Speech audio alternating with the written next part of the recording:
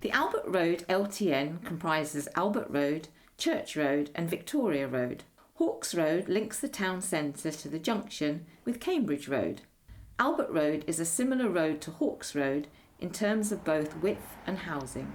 Before the installation of the LTN, it provided the shortest direct route from Hawkes Road to London Road. This has now been blocked by the installation of modal filters.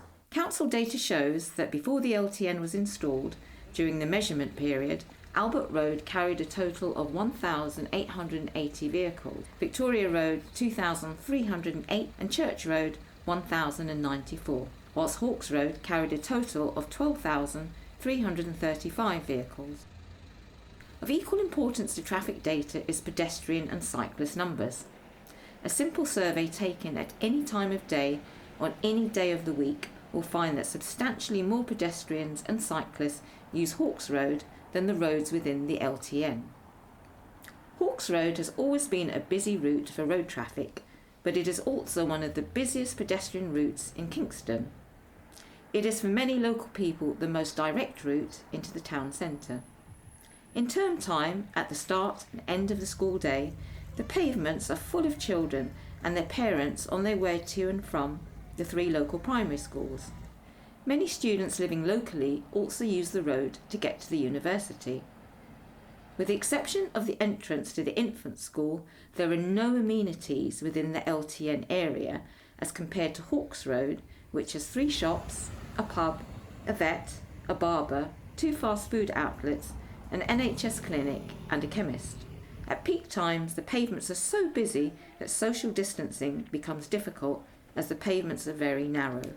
TfL provided funding for the council to create LTNs with the aim of providing safe and attractive streets for walking and cycling by preventing through traffic from using residential neighbourhoods. Strategic neighbourhood analysis should have been used to identify the potential for an LTN and used as a guide for its implementation. This would have taken into account safe access to schools, social distancing, demographics, etc. It is not clear whether this was done, but in September of 2020, in response to a request by the Tricorn Residents Association, the council installed modal filters at either end of Albert Road, creating an LTN. Because of the volume of road traffic on Hawkes Road, the air quality has not been good for some time. However, decisions made by the council over the years have made it substantially worse than it needs to be. Some time ago, the council introduced a 7.5 tonnes zonal lorry ban on many roads in the vicinity. This has resulted in all HGVs over 7.5 tonnes travelling to and from the Fairfield Trade Park, the council dump and Thames Valley sewage works all having to travel along Hawkes Road.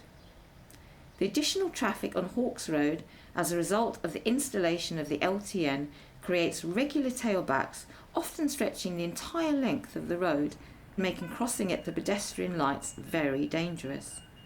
These jams occur on a daily basis, often multiple times per day.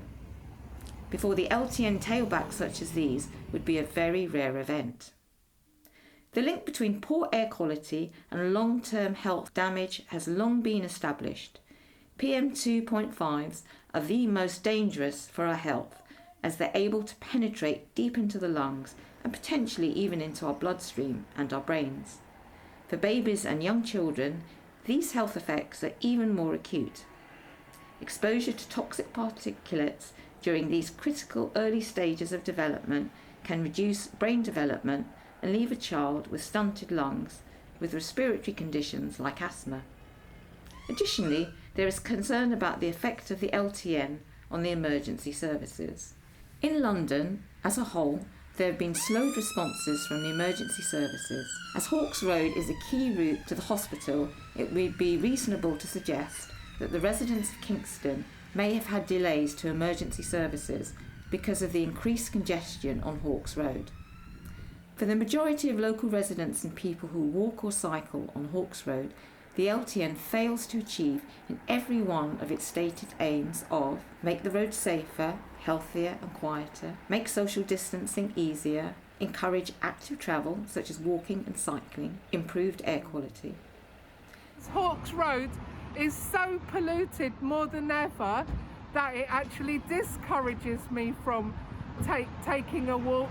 I'd rather get in a taxi because it's less polluted than walking and breathing all the stuffy air when you're going down the road. It's not where I would have thought an LTN could be most useful. I think LTNs can be a good idea, but I don't think particularly this road really has benefited the rest of Kingston. My family and I have always accepted it as a busy road, but the fact that there's so much more stationary traffic now at key times of the day, particularly around school closure, end of school and the beginning of school, our children are walking backwards and forwards in really horrible smelling diesel fumes, stationary vehicles.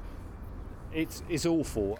Whether or not the installation of the LTN can be logically or ethically justified, what cannot be denied is that the additional traffic on Hawks Road is causing regular traffic jams.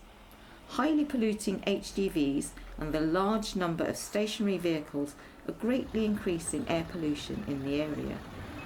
The inevitable consequence of this is that many people's long-term health is being put at risk.